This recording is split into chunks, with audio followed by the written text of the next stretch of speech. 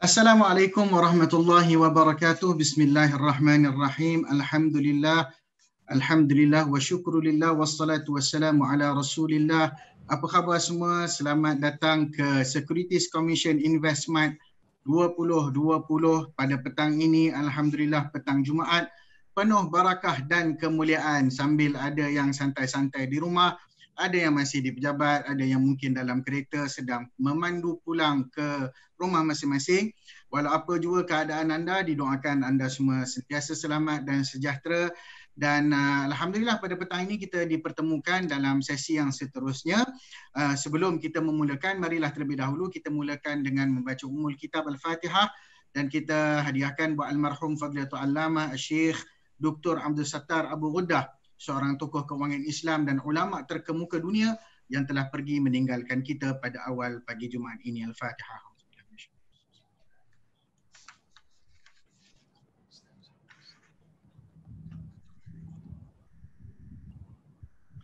Alhamdulillah.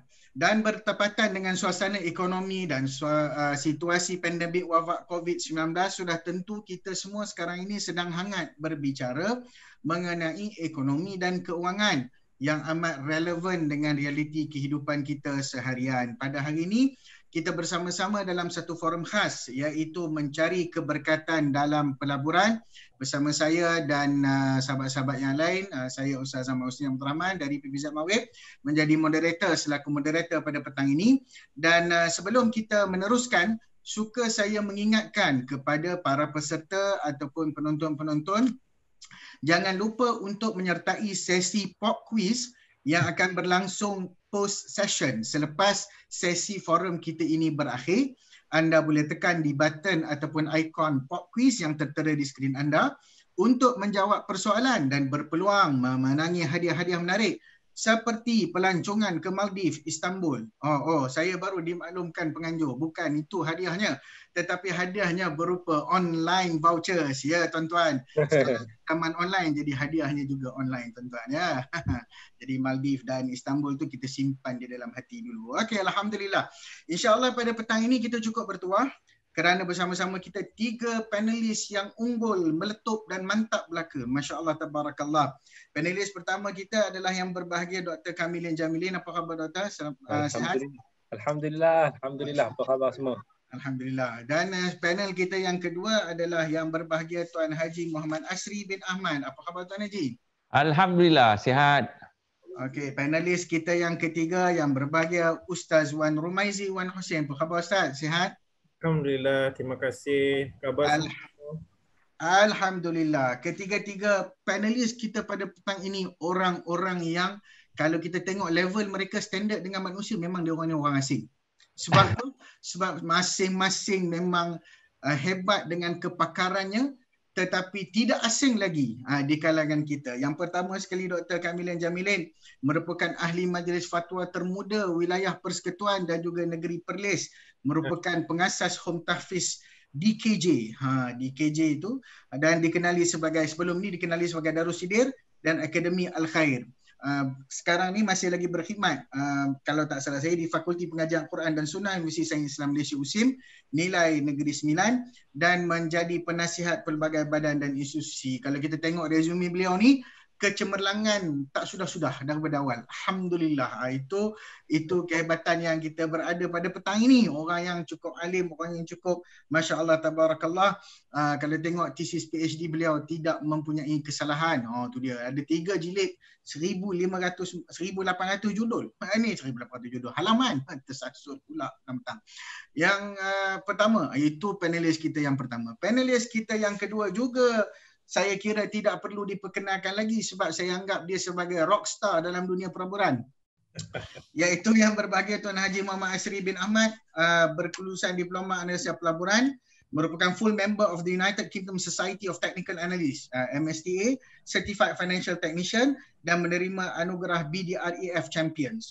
Dan beliau juga pernah menerima Malaysia Outstanding National Entrepreneurs Awards tahun 2018 dan dikenali sebagai mentor pelaburan saham nombor 1 Malaysia telah berkongsi ilmu sehingga mencapai 85,000 orang dalam tempoh 9 tahun ini, Masya Allah. Berpengalaman hampir 24 tahun dalam dunia pelaburan saham, dan bersama-sama dengan kita ini adalah seorang yang pernah dinobatkan sebagai Bursa Marketplace Social Influencer of the Year 2018 dan juga The 100 Most Influential Young Entrepreneurs 2019. Nak nyebut pun payah. Nah, itu cerita dia yang nombor 2. Yang nombor 3 ni, panelis kita. Dengan saya ada 13 helai resume beliau.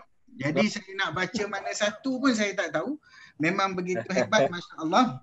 Seorang lulusan dari Jordan dan juga mastersnya juga mencapai peringkat first class, dan juga beliau merupakan penasihat. Kalau tengok hampir 17 tempat dia nasihat.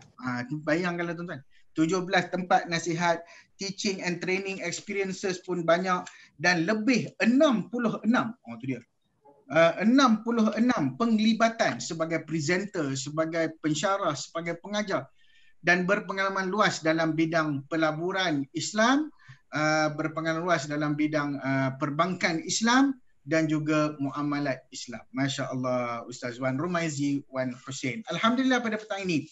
Dan kita akan melangsungkan forum ini kalau dalam kesempatan masa yang ada dalam 2 pusingan. Pusingan pertama soalan dari saya, dan pusingan seterusnya soalan dari peserta dan penonton jika ada. Anda boleh menggunakan aplikasi Slido yang disediakan oleh pihak penganjur untuk bertanyakan soalan. Dan sila kemukakan soalan beserta panelis yang anda inginkan jawapan itu didengari darinya. Dari setiap panelis kita ada masa sekitar 10 ke 15 minit untuk menjawab soalan-soalan masing-masing. Jadi sebelum saya mendapat komentar bila moderator nak berhenti bercakap, saya akan terus mulakan dengan yang berbahagia Dr. Kamilin Jamilin dengan pusingan yang pertama ini. Ramai yang tahu tentang pelaburan. Kalau kita tengok dari sudut asas Al-Quran sendiri, bila mana Allah Ta'ala sebut tentang perumpamaan, mathalul ladzina yunfiquna amwalahum fi sabilillah, orang-orang yang berinfakkan harta pada jalan Allah, Allah gandakan. Kemudian wallahu yudha'ifu, dalam perkataan itu ada maksud gandaan, ada maksud penambahan.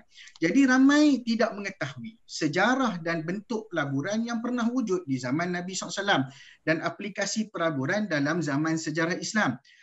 Mohon doktor jelaskan perkara tersebut, dan di samping itu apakah prinsip utama yang digariskan oleh syarak sebelum seseorang melibatkan diri dalam pelaburan. Dipersilakan yang berbahagia doktor. Assalamualaikum warahmatullahi wabarakatuh.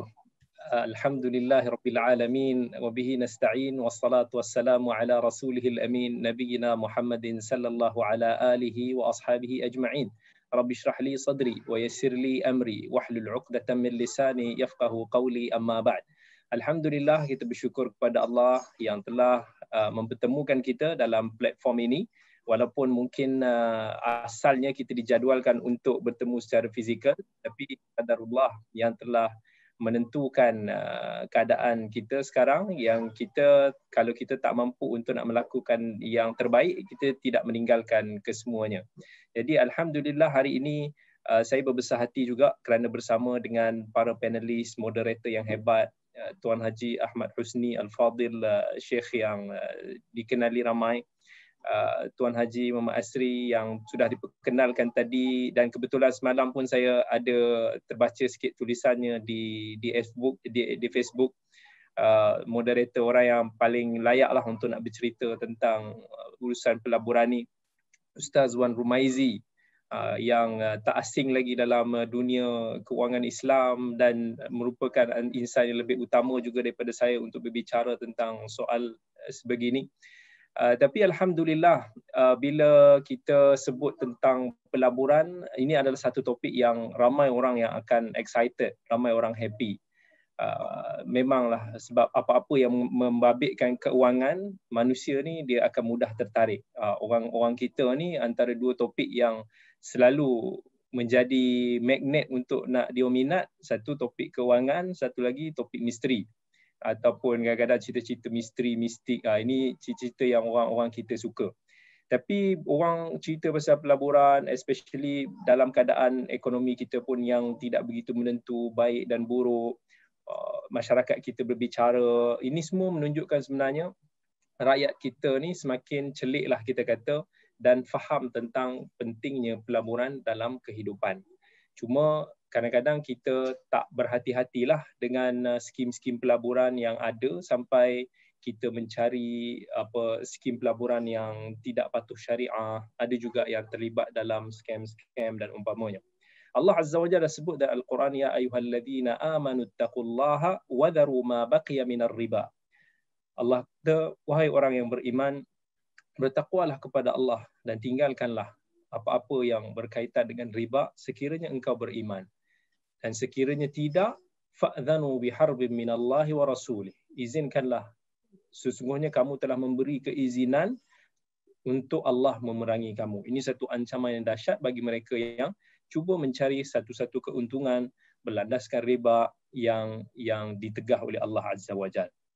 Berbalik kepada soalan yang ditanyakan tadi, of course, to be exact, pada zaman Nabi SAW sebenarnya masih lagi belum, kita kata, wujud satu bentuk pelaburan umpama saham yang ada pada hari ini dalam bentuk hari ini. Dulu mungkin bentuk perniagaan ataupun kita kata peredaran wang itu ada sedikit ataupun ada kelainannya daripada hari ini. Tapi setengah daripada prinsip ataupun bentuk keuangan yang kita ketahui sekarang sebenarnya juga pernah wujudlah pada zaman Nabi SAW. Umpamanya kita kata bank. Walaupun bank hari ini kita dengar adalah sistem moden, tapi sebenarnya fungsi bank sebagai tempat untuk nak menyimpan wang ataupun menguruskan sistem kewangan memang wujud lama dah. Dan telah dipraktikkan secara asasnya pada zaman Nabi SAW, walaupun bukan secara bentuk yang sebegini yang ada pada hari ini. Dan kalau kita lihat kembali sejarah Islam dulu, kita akan dapati bahawa wujud beberapa asas konsep bank ni di zaman Nabi SAW dan zaman para sahabat baginda. Contohnya dalam proses penerimaan deposit harta, pinjaman wang, untuk keperluan ataupun penggunaan perniagaan selain daripada proses kiriman wang, benda-benda ni wujud pada zaman Nabi SAW. Dan dikatakan pada zaman Nabi kita SAW dah diamalkan prinsip perbankan yang berteraskan at-ta'awun umpamanya. Ataupun ada juga prinsip yang tidak ataupun membiarkan wang itu yang tak digunakan tu disimpan dan tidak berpusing atau beredar dalam transaksi yang bermanfaat. Dan Nabi SAW umpamanya sebagai insan yang sangat dipercayai oleh masyarakat Mekah, sebelum baginda diangkat menjadi Rasul lagi, baginda adalah manusia yang dikenali sebagai orang yang amanah. Jadi ramai orang yang mengamanahkan kepada Nabi SAW untuk menyimpan harta benda mereka. Tapi Nabi SAW biasanya menerima harta-harta simpanan amanah ini dalam bentuk konsep wadi'ah lah. Sampai kita dengar cerita-cerita sampai zaman akhir-akhir saat Nabi SAW sebelum berhijrah ke Madinah, Nabi masih lagi dengan sikap amanahnya meminta untuk Ali bin Abi Talib untuk stay dekat Madinah dulu masa Nabi berhijrah ke Madinah, supaya Ali boleh uruskan untuk kembalikan balik semua harta-harta yang baginda simpan ini kepada para pemilik dia. So dalam konsep ini, pihak yang menyerahkan harta untuk disimpan tak dapat manfaatkan harta tersebut, which is Nabi hanya simpan sahaja. Itulah maklumat yang kita tahu. Tapi kalau kita tengok, ada antara sahabat Nabi yang expand lebih daripada itu. Contohnya dalam riwayat Ibn Sa'ad yang meriwayatkan tentang sahabat Nabi Az-Zubair bin Al-Awwam. Salah seorang sahabat yang dijamin masuk syurga, sahabat Nabi yang hebatlah. Dia bukan sekadar menerima harta orang ataupun deposit harta orang ni disimpan sahaja, ataupun kita kata macam simpanan deposit wadi'ah tu. Sebab Zubair ni dia nak terima dengan konsep pinjaman supaya dia dapat manfaatkan harta yang dipinjam melalui pelaburan misalnya, dan sekaliguslah kita kata dia wajib untuk nak kembalikan semula harta yang dipinjam itu kepada orang, sebab dia macam kita kata dah jamin keselamatan wang tersebut. Dan masa orang ramai datang minta simpan duit pada Zubair, Zubair ni pernah kata, no, but I want to make or consider it as pinjaman. Dia kata, kalau nak simpan pada aku tak mau simpan macam tu je. Tapi aku nak anggap dia sebagai satu pinjaman yang aku boleh laburkan semula, sebab aku bimbang kalau aku simpan sahaja, dia boleh hilang. Tapi kalau aku laburkan, dia boleh digandakan. Dan dalam riwayat athar ataupun sejarah Zubair bin Awam ni diceritakan sampai masa dia wafat, aset ataupun deposit yang ada pada diri dia tu masa dia wafat mencecah 2 juta dirham, which is satu jumlah yang sangat besar lah consider pada zaman tu. And dulu pun ada juga kita panggil sebagai konsep credit transfer, seperti yang dilakukan Ibnu Abbas yang dia pernah ambil duit dirham daripada Mekah dibawa ke Kufah, Abdullah bin Zubair yang pernah juga ambil wang perak daripada Kufah dan dibawa ke Mekah dan Iraq. Dan jangan kita lupa juga Rasulullah SAW sendiri juga belasan tahun sejak usia belasan tahun lah sampai usia dia 25 tahun dia ada terlibat dengan urusan import ekspor daripada Mekah ke Syam sebelum baginda ni menjadi seorang pengemudi syarikat isterinya setelah berkahwin dengan Khadijah binti Khuwailid radhiyallahu anha. Mungkin dulu mata wang yang digunakan ialah macam kita tengok dinar kerajaan Byzantine, kita tengok dirham daripada kerajaan Sasanid Parsi. Sebab masa tu mata wang Islam ni masih belum dicipta lagi. Dan kalau tak salah saya antara mata wang terawal dicipta masa zaman pemerintahan Bani Umayyah, iaitu pada zaman Abdul Malik bin Marwan pada sekitar tahun 65 Hijrah macam tu. Jadi masa awal pembentukan kerajaan Madinah pada zaman Nabi SAW dulu, ekonomi negara ni pun dikawal oleh bangsa Yahudi, terutama daripada Banu Qainuqa. Kita selalu dengar tentang Bani Qainuqa yang mana diorang ni ada, kita kata mungkin tempat pusat ataupun pasar besar yang cukup terkenal dekat Madinah. Kalau zaman sekarang kita kata mungkin shopping kompleks ke mall ke kan, dia ada tempat perdagangan dia. Sampai di situ tempat orang-orang Islam pun terlibat sama di situ. Antaranya Abdul Rahman bin Auf yang kisahnya sangat masyhur, yang bila disampai ke Madinah dia minta sahabat dia untuk nak tunjukkan kat mana pasar supaya dia boleh berniaga ataupun melabur di situ. Jadi untuk nak pecahkan monopoli bangsa Yahudi ataupun pusat perdagangan Bani Qainuqa ni, Nabi SAW pun kemudiannya mendirikan pusat perdagangan baru yang khusus untuk platform usahawan orang Islam berdagang. Nabi ni bukan setakat diwujudkan, tapi dia juga mainkan peranan untuk nak menentukan pasar yang sedia ada ni, siapa yang boleh berniaga kat situ, barang apa yang perlu niagakan kat situ supaya ada persaingan yang sihat di situ dan ada konsep penawaran yang seimbang. Jadi masa tu Ka'ab bin Ashraf pun antara tokoh usahawan Yahudi yang cuba nak sabotaj lah pusat perdagangan kaum Islam ni. Dia tak puas hati sebab kawalan ekonomi bangsa Yahudi yang semakin lemah dan melihat penguasaan kaum Islam yang semakin meningkat. Jadi setelah daripada peristiwa lah Nabi SAW pun bina pusat perdagangan baru di perkampungan Az-Zubair. Ini ada dalam riwayat-riwayat sirah lah. And kalau dulu mungkin kalau kita tengok pelaburannya lebih kepada konsep rakan kongsi ataupun kita panggil sebagai partnership. Dan kita kalau dengar tentang syarikat-syarikat dagang Abu Sufyan, macam mana dia bergabung dengan pedagang-pedagang daripada Makkah yang lain untuk nak bawa barang dagangan mereka pergi ke Syam, balik. Kita selalu dengar kafilah-kafilah Abu Sufyan, Abu Jahal. Dan even sampai ke zaman Al-Imam Al-Bukhari rahimahullah. Ini satu perkara yang unik. Imam Bukhari ni juga adalah seorang investor. Sebab orang semua kenal Imam Bukhari ni sebagai seorang muhaddis yang hebat. Tapi ada riwayat Imam Bukhari dibagi tahu, pendapatan aku sebulan mencecah 500,000 dirham. Which is banyak lah. Dan dia kata aku tak pernah pun terlibat dalam perniagaan. Maksudnya dia punya duit itu dia hanya laburkan sahaja di dalam perniagaan dan dia dapat keuntungan bulanan ke, dia dapat keuntungan tu, dan dia kata semua daripada keuntungan tu aku dapat dan aku akan sedekahkan, aku akan infakkan kepada penuntut ilmu, kepada tempat-tempat yang baik. Jadi dia kata aku melabur dan aku tak pernah berniaga sendiri. Itu maksudnya Allah dah ciptakan bahagian masing-masing. Ada orang yang hebat berniaga, ada orang yang hebat daripada sudut pengajarannya, pendidikan dan seumpamanya. Dan hari ini kita tengok wujud macam-macam saham yang orang ramai dah boleh melabur lah dalam saham-saham syarikat yang dilihat berpotensi dengan bentuk pemilikan yang agak unik. Orang-orang Islam bila disebut tentang pelaburan patuh syariah, mungkin dia akan ingat tabung haji, dia akan ingat ASB, KWSP, mungkin some real estate, sukuk dan few other things lah. And pelaburan-pelaburan semasa ni pun sebenarnya tak terlepas daripada menjadi perbahasan ataupun perbincangan tokoh ilmuwan kewangan Islam macam Ustaz Warumaizi sendiri, ataupun kita kata badan-badan keuangan Islam yang terkemuka lah. Umpamanya Majma'ul Fiqh Islami, Kesatuan Fiqh Sedunia ataupun orang panggil apa, Accounting and Auditing Organisation for Islamic Financial Institution di Bahrain kalau tak salah, AWIFI, di Saudi sendiri umpama dan lain-lain. And mereka yang berautoriti yang mengikuti perkembangan pelaburan semasa itu, dia menilai hukum pelaburan ni sebagai harus.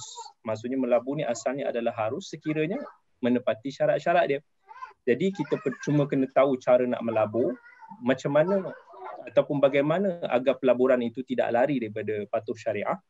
Jadi walaupun pelaburan itu asalnya harus, namun mesti kena ada kriteria-kriteria yang perlu ditepati agar tidak menjadikan ia satu urusan yang syubhah ataupun yang haram. Dan adakala sesebuah pelaburan itu juga boleh mencapai satu tahap yang sangat dituntut. Bukan sekadar harus, tapi sangat digalakkan. Umpamanya pelaburan strategik yang boleh memberi manfaat besar kepada negara dan umat Islam. Maka digalakkan sangat orang-orang Islam untuk bersamalah dalam pelaburan ini. Dan kadang-kadang orang Islam ni juga dia rasa melabur saham ni macam berdosa pula kan. Macam main judi. Tak. Sebab walaupun pelaburan saham ini mungkin tak secara direct dengan syarikat, tapi mungkin melalui broker ataupun platform perantara umpamanya. Jadi bila ada umat Islam yang memiliki hak pemilikan dalam sebuah syarikat yang boleh menentukan hala tuju syarikat ataupun pentadbiran syarikat, jadi bagi saya ini merupakan satu yang sangat-sangat digalakkan. Di Malaysia umpamanya kita bertuah lah sebab kita ada umpamanya Suruhanjaya Security ni. Di mana Suruhanjaya Security Malaysia ni satu badan yang sangat-sangat bermanfaat sebab di situ adanya majlis penasihat syariahnya yang akan menilai ataupun yang ini merupakan mungkin kita akan consider sebagai badan berautoriti yang terkuat dekat Malaysia lah dalam nak menentukan tahap kepatuhan syariah syarikat-syarikat dekat Malaysia ni. Dan semua saham-saham public listed yang diapungkan atau didagangkan mesti kena hantar laporan pada Suruhanjaya Security ni. Kalau tak memenuhi apa yang ditetapkan, maka mungkin boleh digugurkan ataupun diklasifikasikan sebagai tidak patuh syariah. And semakan pun 2 kali setahun yang kita tahu dalam bulan Mei ataupun bulan November. Dan syarikat kenalah follow semua permintaan Suruhanjaya ni. Lepas tu barulah biasanya akan dikeluarkan senarai-senarai syarikat yang patuh syariah ataupun tidak. So akan ada yang keluar ataupun orang yang masuk. Sebelum saya pergi lebih lanjut, saya tak pasti bila saya tengok anggukan daripada moderator kita, adakah masa saya ada lagi ataupun ataupun masih ada lagi 1 minit sahaja? Subhanallah, belum kita menjawab lagi beberapa soalan. Okey.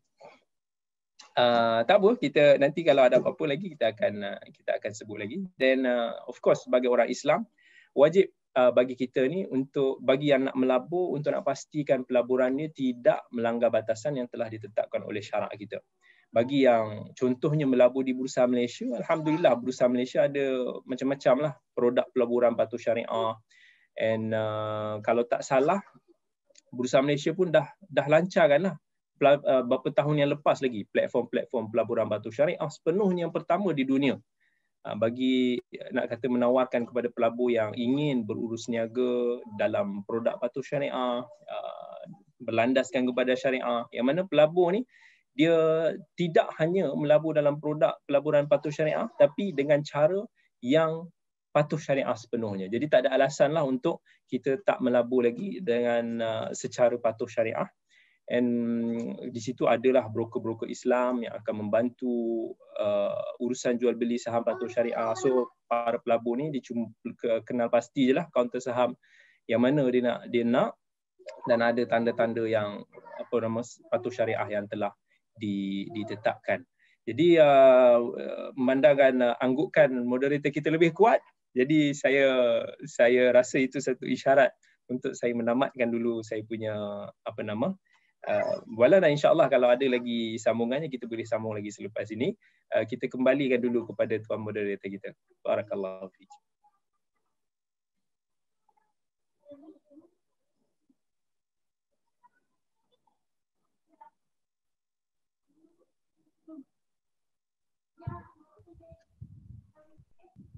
Mic tuan moderator.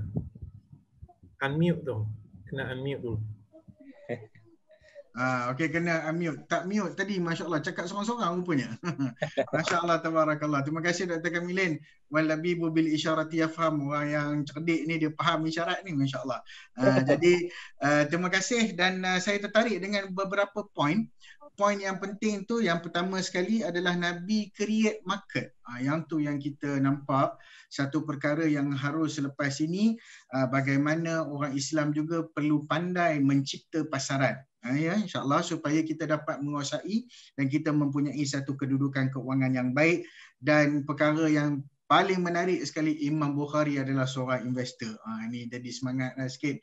Semangat untuk kita sama-sama para asatiza, ustaz-ustaz ni, bukan sahaja ni, tetapi perlu melihat ruang-ruang untuk kita bukan sahaja mahir dalam ilmu agama tetapi dalam masa yang sama mempunyai pendapatan sendiri dan boleh diinfakkan dan dimanfaatkan untuk agama. Saya nak terus kepada Tuan Haji Asri sebagai influencer yang terkenal, pengalaman yang cukup luas dalam dunia pelaburan. Boleh Tuan Haji share apa yang selalunya orang ni gagal, fail dalam bertindak sebagai pelabur, terutamanya daripada aspek perancangan pelaburan, nak susun portfolio, dan apakah yang perlu seorang pelabur tu lakukan untuk mencari keberkatan dalam pelaburan dia.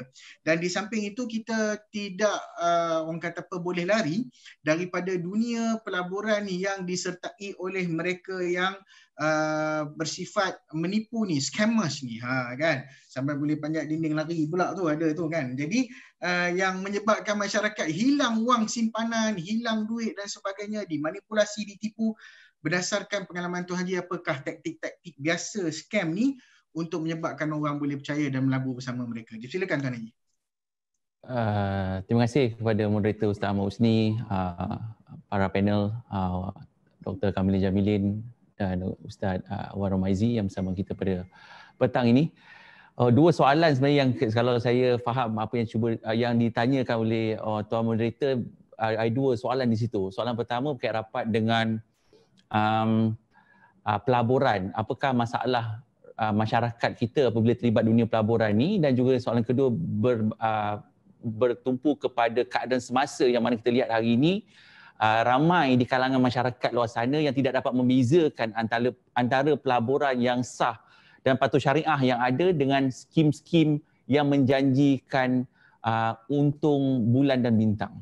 Yang pertama, jika kita balik kepada keadaan masyarakat luar sana, apakah kelemahan yang ada yang saya lihat sebenarnya adalah dari segi pengurusan ataupun perancangan keuangan. Bukan lagi cerita bab pelaburan. Saya lihat bab pengurusan keuangan di situ telah pun gagal. Belum cerita bab pelaburan ni, bab nak menguruskan wang yang ada itu pun telah, saya lihat rata-rata rakyat Malaysia tidak dapat membezakan antara simpanan wang lebihan bagi tujuan pelaburan dan juga tabungan untuk disimpan. Jadi apabila mereka terburu-buru dan bertindak dalam dunia pelaburan dan akhirnya mereka kecundang. Itu yang pertama. Disebabkan oleh apa? Disebabkan oleh kemahiran atau skill dalam bidang pengurusan keuangan dan juga pelaburan itu sangat lemah di kalangan masyarakat. Lebih-lebih lagi di kalangan orang kita sebenarnya, orang Islam. Okey, ini agak pelik sebab kalau kita melihat di sudut keuangan itu sendiri, kita dilatih dari kecil, alright, dapat duit lebih, bagi duit ke anak, duit lebih baru simpan. Sedangkan dari segi pengurusan keuangan, seharusnya kita menyimpan dahulu sebelum kita menggunakan wang tersebut ataupun kita laburkan. Di situ pun dah silap. Itu kesilapan pertama yang saya dapat lihat di kalangan masyarakat. Dan kedua, rata-rata mereka yang terlibat dalam dunia pelaburan ini ingin satu pulangan yang tidak masuk akal atau pulangan yang serta-merta. Sebagai contoh, mungkin saya boleh bawakan satu analogi yang mungkin mudah difahami oleh mereka yang bersama kita pada petang ini. Minta izin Tuan Moderator untuk saya berdiri. Air ni satu air yang saya rasa cukup untuk semua orang. Atau cukup untuk seorang atau satu keluarga untuk minum. Tetapi akibat daripada ketamakan manusia atau akibat daripada satu keadaan yang mana kita memerlukan satu limpahan ataupun air yang ada mungkin rasa tak cukup sebab sifat sebagai manusia, sifat tamak tu ada dalam diri manusia. Apa yang berlaku? Apa yang berlaku kepada mereka yang terlibat apabila mereka nak terlibat dalam dunia pelaburan ni? Apa yang berlaku adalah saya bukakan botol ni Dia tak meletup, cukup untuk orang minum. Tapi apa yang mereka buat adalah mereka masukkan booster, iaitu saya masukkan Mentos ke dalam air. Ini dah apa yang berlaku. Ini yang berlaku di kalangan masyarakat luar sana. Dan akhirnya dia tak dapat minum air ni. Air ni melimpah dan terbuang begitu saja. Dan tak dapat diminum dan tak dapat dinikmati oleh mereka. Malah, wang yang ada kalau kita ambil sebagai simbolik, sebagai wang tu semakin berkurangan. Bukannya bertambah. Kesan daripada sifat tamak yang ada dalam diri manusia itu. Sebab apa? Bukan sifat tamak je. Sifat tamak adalah satu sifat yang mungkin tidak boleh lari daripada kita sebagai manusia. Tapi saya lihat dari segi ilmu pengetahuan. Ilmu pengetahuan yang kurang di kalangan masyarakat, akhirnya mereka tidak dapat membezakan antara pelaburan yang betul dan pelaburan yang salah dan ingin satu pulangan tanpa adanya risiko. Dan bagaimana nak kenal pasti syarikat-syarikat ataupun pelaburan-pelaburan yang menyalahi undang-undang? Agak mudah sebenarnya. Sebab saya lihat dalam keadaan hari ini pandemik, COVID-19 melanda negara dan seluruh dunia, ramai yang terjebak dengan skim-skim pelaburan yang salah, yang menyalahi undang-undang negara. Yang mana mudah je sebenarnya kita nak detect. Yang pertama, pelaburan yang menjanjikan keuntungan tanpa kerugian. Ini satu perkara yang tak masuk akal tetapi masyarakat suka terlibat dengan pelaburan ini. Atau dengan bahasa mudah, pelaburan tidak ada kerugian. Mana mungkin pelaburan tiada kerugian. Sedangkan perniagaan juga akan ada untung dan ruginya. Apatah lagi dunia pelaburan. Yang kedua, indah khabar dari Eropah. Wah, masuk hari ini, besok boleh pakai Ferrari. Labur hari ini 300, petang besok kita dapat 3,000.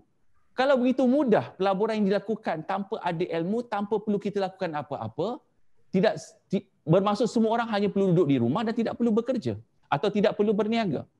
Dan yang ketiga, saya lihat mereka akan menawarkan peluang pelaburan yang mana kita labur hari ini dan dah takkan ada peluang ni lagi. Inilah peluang terakhir yang kita ada. Menyebabkan kita terburu-buru untuk bertindak dalam pelaburan dan akhirnya kita akan mengalami kerugian. Dan akhir sekali, kita dimomokkan dengan perkara ataupun dengan keuntungan yang tidak masuk akal. Dan akhirnya kita kecundang. Sedangkan dari segi prinsip, kalau kita lihat dari segi prinsip pelaburan itu sendiri dari segi hukum agama, ataupun saya nak bawakan dari bahasa mudah bagaimana kita nak memastikan pelaburan yang kita lakukan ini tidak menyalahi dari segi syariah. Yang pertama, kita tidak melabur dalam aktiviti perniagaan, alright, yang diharamkan oleh syarak. Ini sangat jelas. Okey, sangat jelas yang boleh kita tahu. Jadi sebenarnya kalau kita terlibat dengan pelaburan yang garanti untung, di situ kita dapat lihat sebenarnya ia bukan satu bentuk pelaburan ataupun ia bukan satu bentuk perniagaan. Kerana pelaburan atau perniagaan pasti akan terdedah dengan faktor untung dan rugi. Okey. Tapi inilah perkara-perkara, 5 perkara asas yang mana saya lihat, alright, yang mana masyarakat tidak faham tentang struktur pelaburan yang ada dalam negara. Okey. Dan menyebabkan mereka terjebak dalam skim-skim yang salah. Dan ini 5 perkara yang saya rasa mungkin mudah untuk saya sampaikan. Iaitu yang pertama, tidak melabur aktiviti perniagaan yang diharamkan oleh syarak. Yang kedua, tiada jaminan terhadap keuntungan. Ketiga, tiada wujud unsur gharar atau ketidakpastian atau elemen perjudian. Yang keempat, tiada unsur paksaan dalam keputusan membuat pelaburan. Kerana pelaburan tanggungjawab diri kita sendiri, bukan tanggungjawab pihak ketiga. Dan yang kelima adalah kita tidak terlibat dalam pelaburan-pelaburan yang ada unsur riba. Ini perkara asas yang seharusnya kita tahu. Dan apabila kita tahu perkara asas ini, kita akan dapat membezakan antara pelaburan yang sah yang ada dalam negara maupun pelaburan itu adalah satu bentuk pelaburan yang salah di sisi undang-undang. Dan kalau kita ragu tentang pelaburan yang kita lakukan, langkah mudah bagi saya adalah sebenarnya rujuk terus kepada Suruhanjaya Security Malaysia maupun Bank Negara Malaysia, kerana mereka adalah autoriti yang diberi mandat untuk melihat dari segi bentuk pelaburan yang ada dalam negara kita. Dan dari kesimpulan yang apa yang saya boleh sampaikan adalah kegagalan ataupun kejahilan masyarakat terhadap ilmu pengetahuan terhadap dunia keuangan dan pelaburan sebenarnya adalah punca utama kenapa ramai yang gagal dalam dunia keuangan maupun dalam pelaburan. Sedangkan Allah berfirman dalam surah Al-Alaq, kan, bacalah dengan nama Tuhan kau yang menciptakan, dia telah menciptakan manusia dari sumber darah, bacalah, dan Tuhan engkau itu Maha Pemurah yang mengajarkan dengan pena, mengajarkan kepada manusia apa yang belum diketahui. Banyak sebenarnya dalam hadis, dalam Al-Quran menekankan tentang pentingnya tentang ilmu. Apatah lagi apabila kita nak terlibat dalam dunia perniagaan maupun pelaburan, right?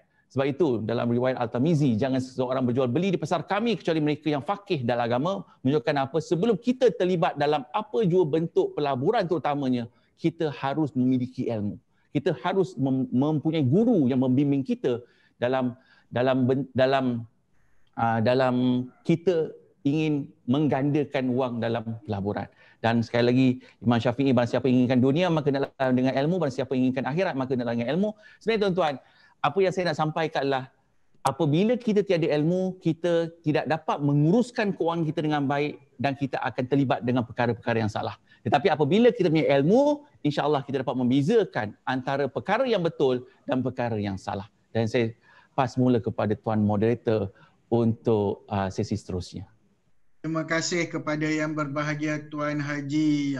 Masya-Allah, saya ada terima tadi komentar daripada penonton-penonton kita. Dia kata tak sempat nak nampak eksperimen Mentos dengan air tadi tu. Sebab apa? Sebab tiba-tiba dia orang punya screen jadi blank, jadi black screen. Tak tahu sebab apa. Mungkin kena-kenan Black Panther, saya tak tahu. Tapi moga-moga dipermudahkanlah. Sebab tadi Tuan Haji, saya terangkan sikit, Tuan Haji masukkan Mentos tu dalam Coca-Cola ke Pepsi tu, boleh saya buat satu perumpamaan barulah, peribahasa baru, kerana Mentos sebiji rosak Pepsi sebotol. Jadi itulah. Kerana apa? Kerana ketamakan, kerana tak ada ilmu, maka rosak. Duit kita jadi tidak bermanfaat. Maka kerana apa? Kerana sedikit sahaja kesilapan. Bukan kita perlukan sebatang Mentos, tetapi hanya sebiji Mentos cukup untuk menghapuskan segala air yang ada. Akhirnya kita terduduk. Ustaz Wan Rumaizi Wan Husin.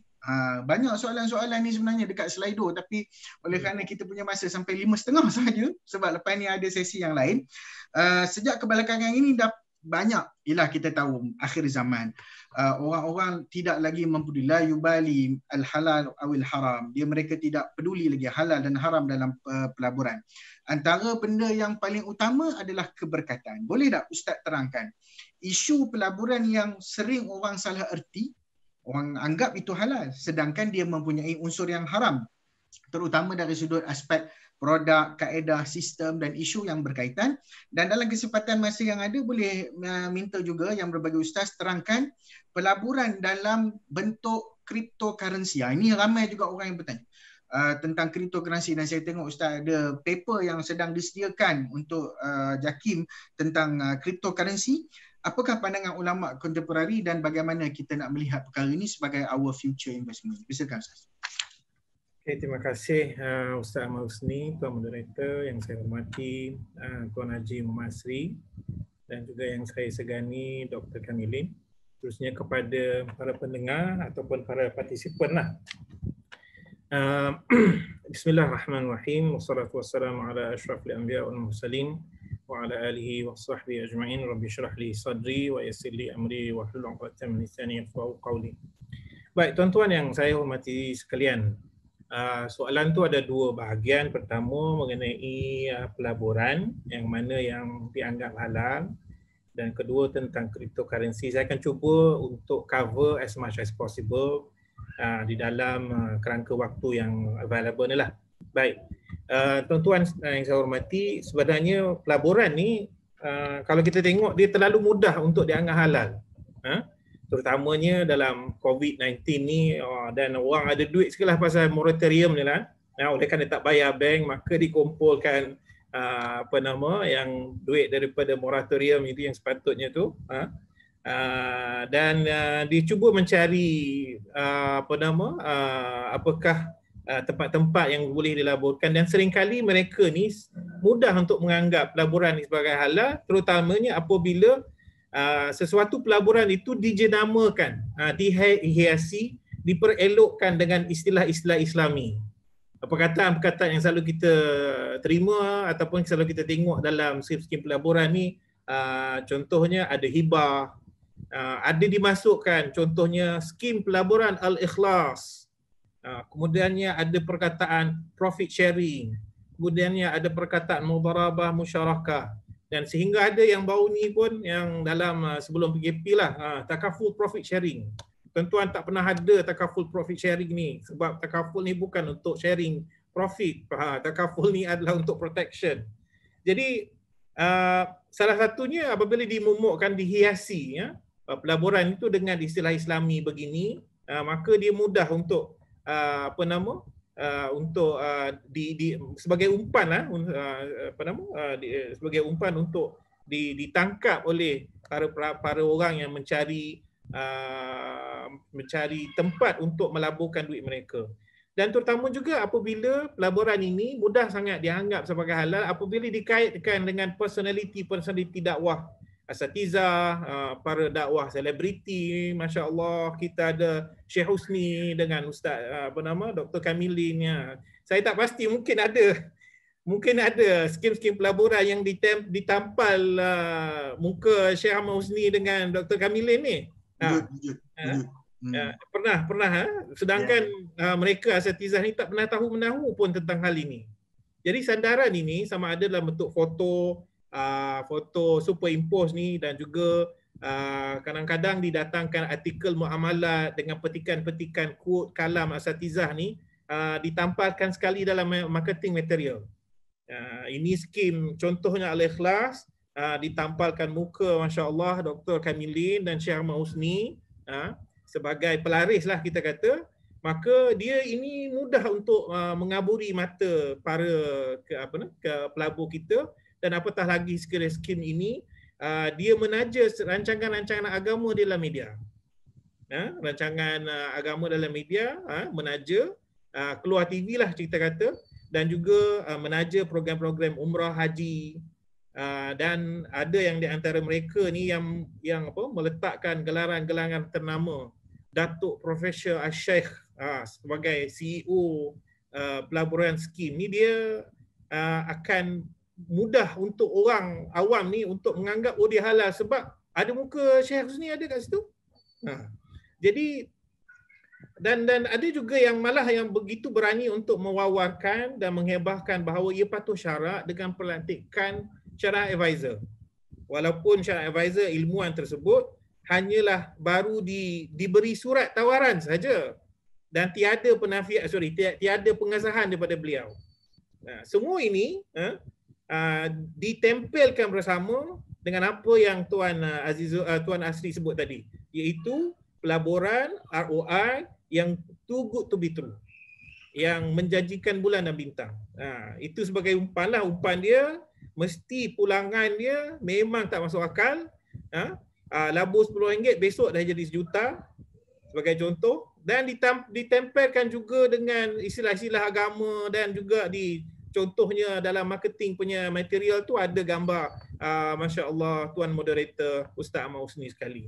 Jadi sedangkan jadi ini mudah untuk dianggap sebagai patuh syarak, walaupun kalau kita teliti di sebaliknya, kalau kita, orang Kelantan sebut, kalau kita kelebek, kalau kita singkat satu demi satu, dia punya modus operandi pelaburan tersebut, kita dapati bahawa di sebaliknya adalah guaranteed capital. Kalau kita sebaliknya, kita tengok guaranteed profit ataupun guaranteed return yang merupakan riba lah. Dan sebenarnya kalau kita tengok pelaburan begini, dalam prospektus dia ataupun dia tidak ada satu prospektus yang jelas, prospektus pelaburan yang jelas. Yang penting kita dimomokkan dengan ROI yang tinggi, dan kita tak pasti bagaimana dia punya money making mechanism di sebaliknya tu. Jadi kalau kita nak analisa, malah info tu tak agak kabur, tidak dipermudahkan kepada kita, tidak seperti skim-skim pelaburan yang halal, yang tidak yang diawasi oleh Security Commission, yang diawasi oleh authority regulator lah, seperti skim pelaburan yang diawasi oleh Security Commission Malaysia lah. Jadi kita terpaksa menggali, mendapat info, mencari begitu begini bagi orang yang seperti saya lah, yang nak menganalisa adakah dia patuh syarak ini, terpaksa bertanyakan, terpaksa mencari info daripada pelbagai orang untuk nak mendapat gambaran yang lengkap mengenai apakah sebenarnya skim pelaburan ini. Tidak ada satu yang jelas. Malah apa yang dia letak dalam prospektus tu hanyalah perkataan-perkataan yang sangat jarang dipahami lah. Dia perkataan yang menjadi hype ataupun yang saya terjemahkan sebagai kegilaan lah, yang menjadi hype pada masa sekarang. Kalaulah pada masa sekarang contoh orang sangat gilakan, minta maaf lah, orang sangat gilakan pelaburan berasaskan blockchain, berasaskan cryptocurrency, maka diletakkan di dalam tersebut, kalau kita tanya pun diletakkan perkataan-perkataan yang tidak mudah untuk difahami awam. Contohnya diletak distributed ledger, our system is about traceability, our system is about our investment is on smart contract, proof of work, POS, proof of stake, not full not dan sebagainya. Jadi itu tak usah cerita lagi lah bagaimana mekanisme pematuhan syarak di sebaliknya tu. Dia tidak akan ada, dia tak akan beritahu pematuhan mekanisme pematuhan syarak di sebelah belakang tersebut bagaimana. Bagaimana pematuhan syarak itu diuruskan, bagaimana tata kelolanya, bagaimana tadbir urusnya, memang kelam dalam sorotan untung besar yang diletakkan di hadapan tersebut. Jadi kalau kita tengok di sebenarnya kalau duduk dari sudut penilaian syarak mudah je. Dia punya mekanisme di sebaliknya tu most of the time kebanyakannya atau hampir keseluruhannya itu melibatkan macam saya sebut tadilah granted capital, granted profit and granted fixed return yang tentunya akan menjurus kepada riba, dan riba ini kalaulah dia melibatkan contohnya pelaburan yang berasaskan komoditi-komoditi yang sensitif dalam syariahnya seperti gold and silver, maka kat situ ada semua jenis riba. Riba ad-duyun, riba al-buyu', riba an-nasi'ah, riba al-jahiliyah, riba al-qard, riba al-liyad, riba al-fadl, adha'afan mudha'afah, compounding, melantun-lantun terseret sehingga ke pintu neraka. Jadi semua jenis riba ada kat situ.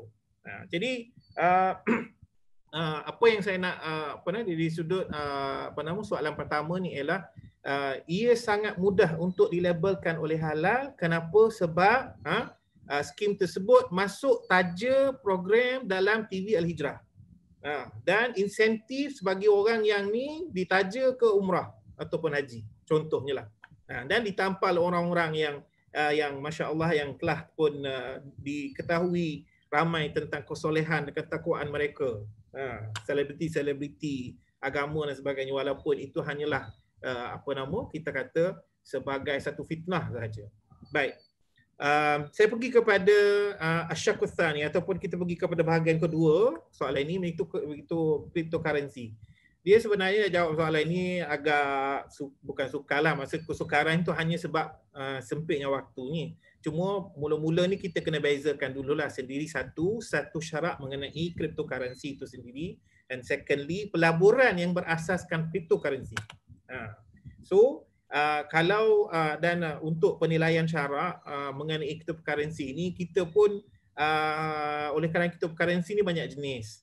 Jadi sagi-ugianya diketahui oleh para pendengar ataupun para partisipan sekalian bahawa kita tak boleh borong sekali semua sekali letak dalam satu buni. Jadi saya hanya bagi satu type sahaja, satu jenis cryptocurrency yang popular, iaitu cryptocurrency yang tidak bersandarkan pada apa-apa komoditi dan tidak berdasarkan apa-apa aset, dan malah nilai dia itu adalah perceived value ataupun dianggap bernilai sahaja oleh orang yang orang yang menerimanya berdasarkan kepada trust atau kepercayaan mereka terhadap cryptocurrency tersebutlah. Jadi jenis ini sebagaimana yang popular tu, kita ada Bitcoin, BTC, kita ada Ethereum, ETH, kita ada Ripple, XRP, kita ada Litecoin, LTC, kita ada Bitcoin Cash, BCH, kita ada Monero, EOS, kita ada Binance punya coin dan sebagainya lah. Jadi kalau nak list tu tak habis Ustaz ya.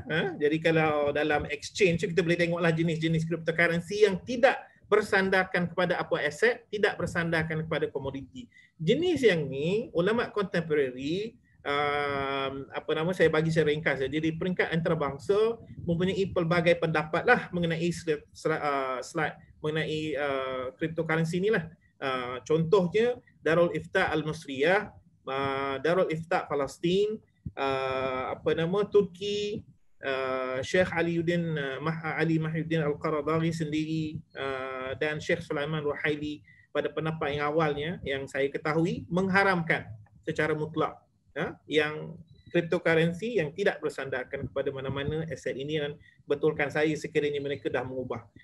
Dan yang mengharuskan secara mutlaknya ialah Syekh Nizam Yaaqubi dan kita punya Datuk Dr. Daud Bakar, Muhammad Daud Bakar, pengurusi SC Malaysia, dan yang mengharuskan dalam keadaan tertentu seperti Syekh Zaharuddin, dan ada juga yang berkecuali, yang bertawakuf, masih belum lagi memberikan apa-apa pendapat seperti Mufti Taqiyuddin Al-Uthmani.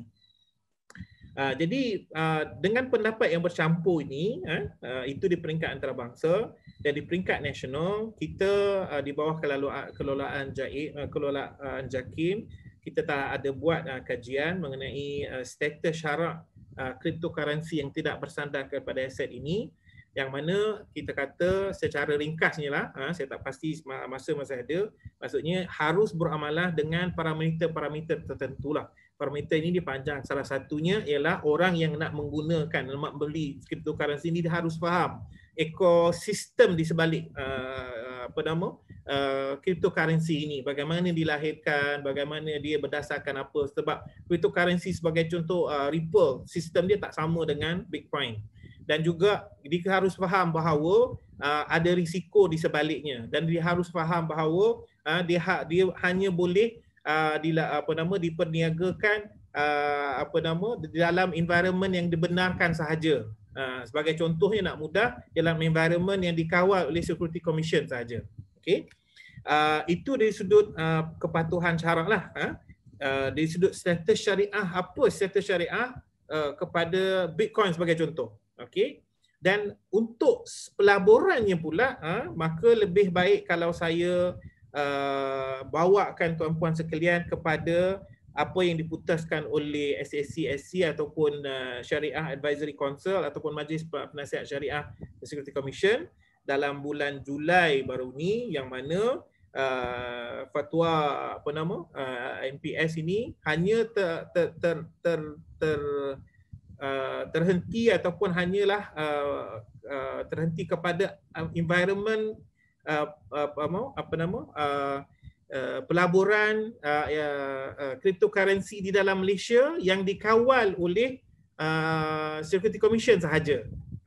Yang mana dalam bulan Julai baru ni Security Commission membenarkan 3 exchange sahaja untuk nak jual beli aset-aset digital ini ataupun token-token digital ini, iaitu Luno, Synergy dan Tokenize. Okey, so fatwa MPS ini, SSC ini hanya perlu dilihat hanya dalam ni saja yang dibenarkan di peringkat Malaysia lah. Okey, jadi kita tengok walaupun fatwa itu panjang dan dia punya sub-sub dia, cuma yang kita kata ialah dibenarkan untuk bermuamalah, dibenarkan untuk berjual beli di dalam exchange yang dibenarkan ini.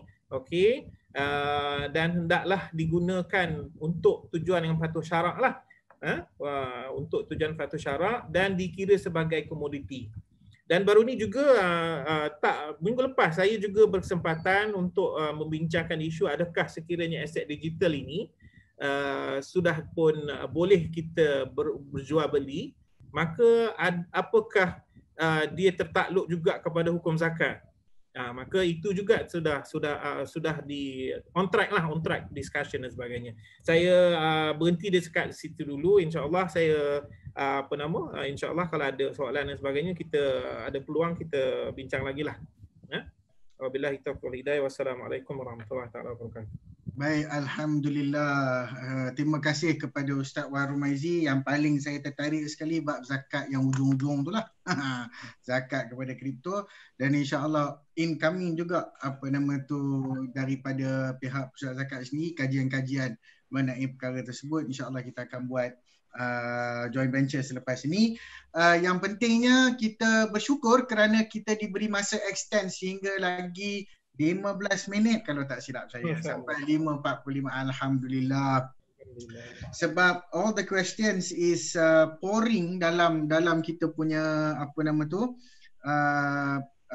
Slido kita. Dan tadi kita kehilangan visual hampir 20 ke 25 minit juga sebenarnya. Masya-Allah. Jadi yang mendengarnya tak dapat nak tengok muka Ustaz Wahab Rumaizi yang handsome tu. Jadi hanya dapat dengar suara saja. Tapi Alhamdulillah the visual is back. Dan saya nak pergi terus kepada Ustaz Dr. Kamilin. Mungkin ada perkara-perkara yang tadi Dr. Kamilin rasa tak sempat nak jelaskan. Mungkin dalam masa 5 ke 6 minit ni. Silakan. Yang bagi Doktor. Doktor, mute. Okay. Oh, okay. Okay, suara tak ada. Okay. Kalau kita ada sikit masa lagi, mungkinlah sebahagian daripada kita ni akan tertanya-tanya kan. Kalau kita nak buat pelaburan syariah ni, macam mana nak dikira sebagai pelaburan syariah, patuh syariah. Yang ini ya secara rumusan lah, kalau kata apa yang kita boleh kongsikan. Siapa yang nak buat pelaburan patuh syariah, yang pertama sekali dinasihatkanlah untuk nak teliti kriteria patuh syariah sesebuah syarikat yang kita nak laburkan. And sudah semesti yang pertama sekali kita kena ada ilmu lah. Tadi macam Tuan Haji Muhammad Asri ada sebut, macam mana pentingnya kalau kita kena nak dunia pun kena ada ilmu, nak akhirat pun kena ada ilmu. Kita kena ada ilmu tentang pelaburan dan asas syariah. Kalau tak ada memiliki kemahiran tersebut, kita rujuk ataupun kita lantiklah penasihat yang berkemahiran. Dan kemudian masa kita buat pelaburan tu, kita ceklah aktiviti utama yang dijalankan oleh syarikat tersebut. Ada tak umpamanya dia terlibat dalam perjudian ke, ataupun dalam industri makanan tidak halal ke, ataupun sumber pendapatan yang tidak halal ke, baik daripada apa-apa jenis pun. Mungkin kadang-kadang sesebuah syarikat tu dia ada banyak pula anak syarikat. Dan ada yang patuh syariah, ada yang tidak. And kalau ada yang bercampur, kena tengok pula lah pada peratusannya. Adakah nisbah tidak patuh syariah tu melebihi misalnya aktiviti dia 5% ke, ataupun penanda aras 20% ke. Dia ada jenis-jenis lah yang ada disebutkan garis panduan dia. And kalau lepas kriteria ni, kita tengok pula pada financial ratio dia. Tengok syarikat yang kita nak labur ni, dia simpan duit tu dalam deposit ke, simpanan ataupun pelaburan riba ataupun tak. And kalau ada, berapa pula nisbah berbanding dengan total aset.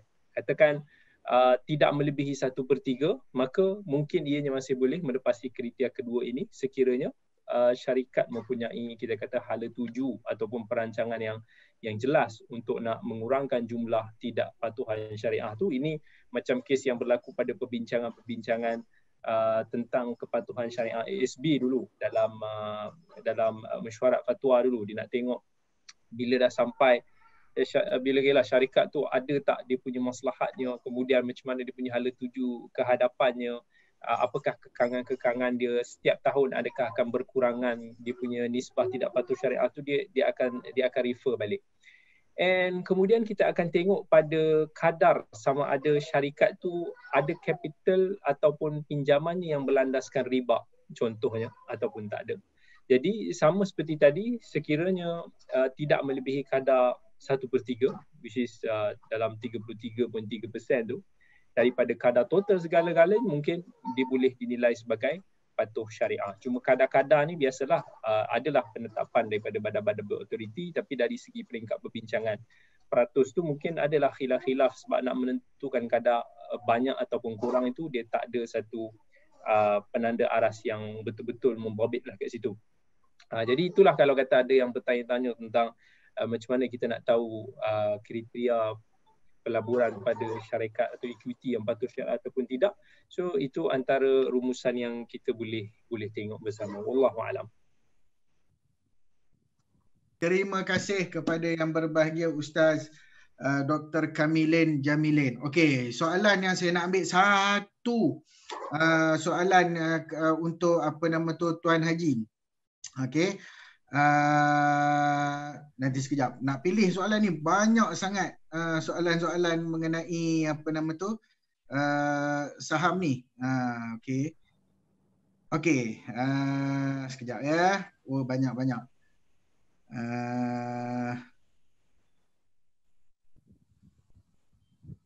Okey, untuk Tuan Haji ya, kalau kita beli saham, first tu dia syariah, lepas tu dia bertukar kepada non syariah. Apa nak buat? Saham tu tengah baik punya uptrend, tengah untung. Okey, silakan Haji. Alright, dari segi kalau saham syariah atau tidak syariah, sebenarnya macam ni, mudah je, kita jangan pening kepala sebab kita ada penasihat syariah Suruhanjaya Eksekutif Malaysia yang sentiasa memantau dan melihat perkembangan sesebuah syarikat yang tersenarai di Bursa Malaysia. Yang mana setiap bulan November dan bulan Mei akan ada penyelarasan ataupun pengumuman status syarikat-syarikat syariah maupun tidak yang tersenarai di Bursa Malaysia. Jadi sekiranya kita memiliki syarikat sebelum itu berstatus syariah dan apabila diumumkan tidak patuh syariah, sekiranya kita mengalami keuntungan, apa yang terlibat, kita jual je saham tu. Kita jual dan kita ambil keuntungan yang kita ada kerana ia telah bertukar status tidak patuh syariah. Dan adakah duit yang kita ambil tu kita boleh gunakan? Boleh, tak ada masalah sebab sebelum tu ianya patuh syariah. Cuma janganlah seronok-seronok, biarkan, tak apalah tengah seronok uptrend naik lagi, biar tengoklah kan, sayang nak jual sebab dah untung. Tu tak boleh lah. Sebab dia dah ada cut off. Jadi kalau nak rujuk dari segi cut off time bila kita nak perlu jual ataupun berapa lama kita boleh miliki saham yang bertukar status syariahnya, nasihat saya rujuk terus ke laman web Suruhanjaya Eksekutif Malaysia yang mana mereka telah pun menetapkan kaedah dan cara untuk kita melupuskan syarikat yang berstatus syariah dan bertukar kepada tidak patuh syariah. Bagi saya mudahlah, jangan pening kepala, ikut je apa yang telah ditetapkan. Kalau kita tak mahir, kita pun tak pakar dalam bidang ni. Kita dah ada pakar-pakar yang telah dilantik oleh Suruhanjaya Eksekutif Malaysia. Jadi apa kata kita rujuk kepada mereka dan insya-Allah dia akan memudahkan segala urusan kita. Okey, terima kasih kepada yang berbahagia Tuan Haji. Saya nak pergi terus kepada yang berbahagia Ustaz Wai Romaizi. Ada 3 soalan, satu serampang mata. Dia panggil. Yang pertama sekali, hukum berdagang forex, itu yang pertama. Yang kedua, apakah hukum kita melabur dalam futures kontrak palm oil tu, FCPO, crude palm oil, sorry. Yang seterusnya, soalan yang ketiga, dari sudut investor P2P yang meletakkan return 16% dengan risk yang ada, apakah perkara tersebut juga dianggap sebagai riba? Dipersilakan Doktor. Dah saya bagi Doktor tu dah. Okay. 3 soalan ni, kalau nak jawab betul-betul ni memang satu hari lah nak bagi faham betul-betul lah, tapi tak apalah, kita cuba dengan masa yang ada. Dan saya tambah lagi soalan yang tadi ditanya pada Tuan Asri tu, sekiranya saham kita bertukar tu, sekiranya saham kita masih lagi underwater, kita dibenarkan pegang sehinggalah modal kita dapat. Okey, modal kita dapat balik. Ini berdasarkan kepada Allah Ta'ala, fa in tubtum falakum ru'usu amwalikum. Jadi modal capital tu masih dibenarkan lah. Baik. Untuk forex ni sebenarnya Majlis Fatwa Kebangsaan pada tahun 2009 atau 2011 kalau tak silap saya telah pun berbincang secara ekstensif bentuk-bentuk forex yang dibenarkan, tidak dibenarkan, maksudnya di sudut perspektif syarak. Dan daripada perbincangan tersebut, kajian dibuat, dipanggil pakar-pakar daripada seluruh inilah, daripada semua ahli akademik dan juga industri untuk membincangkan segala jenis perspektif lah. Itu perspektif. Jadi daripada hasil kajian tersebut, maka selepas berbincang, Majlis Fatwa Kebangsaan mengatakan bahawa forex iaitu foreign exchange yang dibuat melalui melalui dari platform-platform online ini adalah tidak dibenarkan di atas pelbagai isu lah, pelbagai isu. yang semua isu ini akan pergi kepada sama ada dewara, dan paling besar sekali ialah dia ada unsur riba, dan tidak ada unsur pematuhan, tidak ada unsur, bukan pematuhan, pemantauan bagaimana syarikat atau platform-platform yang menawarkan forex online ini berjalan. Dan of course kalau kita tengok diskusi netizen lah, netizen mengenai forex secara online ni, dia memang a war. Dia adalah perang di antara dia boleh mencetuskan perang dan boleh mencetuskan, kalau kita kata ni macam perang saudara lah, di antara penyokong dengan ni lah. Okey. Jadi dia akan memandingkan bank boleh buat. Okey. Kenapa forex online tak boleh buat? Jadi kita kata macam ni lah, senang cerita, bank yang buat forex itu adalah forex institusi, bukan forex personal yang rampant dengan yang selalu dikaitkan dengan pelaburan ini. Individu ialah forex secara individual. Bank bila dia buat forex, dia oleh kerana dia menjadi perantaraan perniagaan di antara dua entiti, daripada entiti luar negara dan entiti yang dalam negara. Jadi tanpa forex ini import ekspor akan lumpuh. Dan dia diawasi.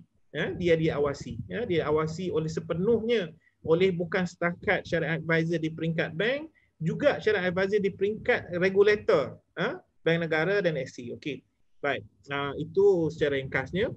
Dan juga untuk future contracts ini. Ini juga satu benda yang kita kata detailnya sangat banyak. Okey. Adakah future contract? Kita bahagikan pada dua lah, senang. Future contract sekiranya aset yang digagangkan itu adalah berbentuk ribawi. Maka kat sini most likely kita kata future contracts ini agak sukar untuk nak mendapat mendapat status halal lah.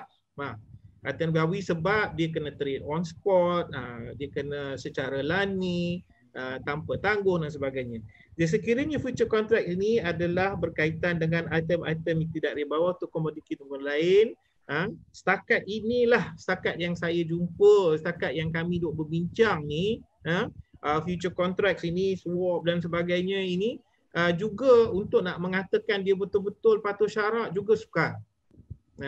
Sangat sukar. Dan perbincangan sentiasa dibuat untuk nak melunaskan ataupun nak menyelesaikan masalah ini, supaya bentuk-bentuk perniagaan ini dan bentuk-bentuk pelaburan ini boleh orang Islam participate.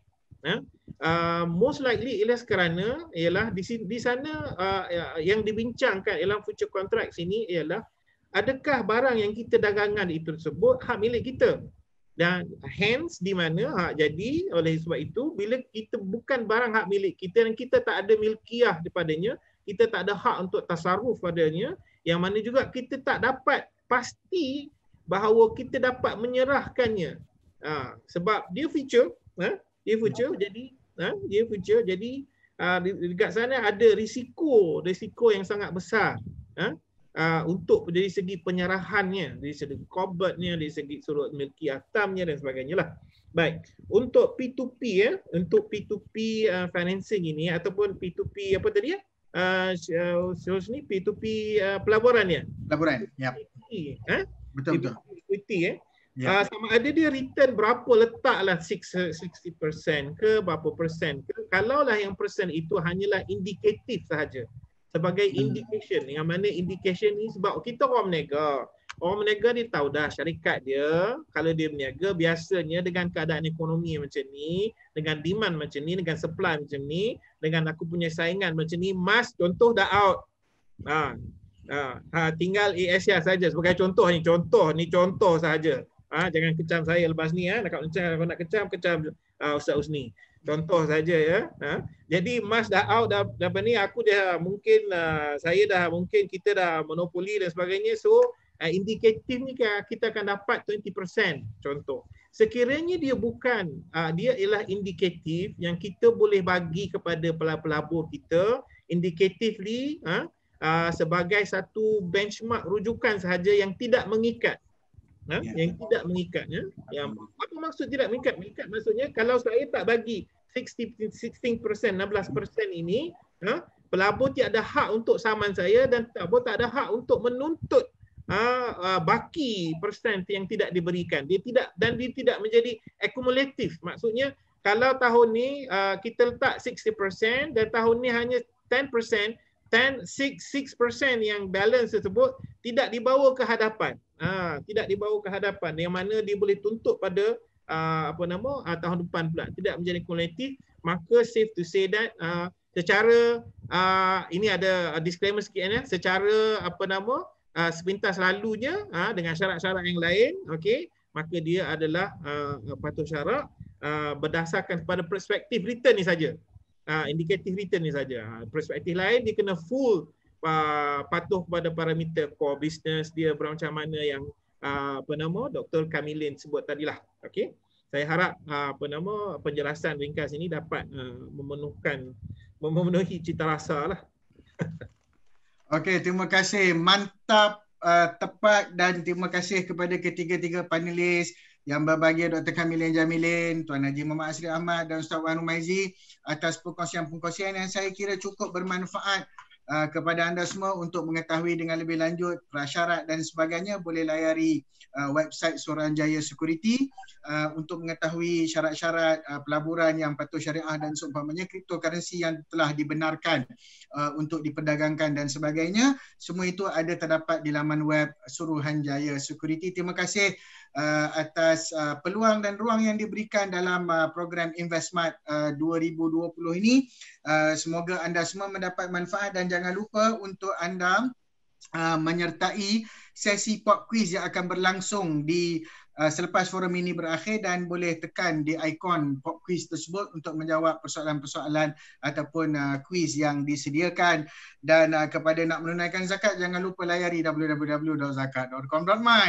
Dan akhir kata dari saya, merangkap bubu menahan pukat, ikan kelah jadi idaman, mahukan hidup diteman berkat labur syariah, itulah pilihan.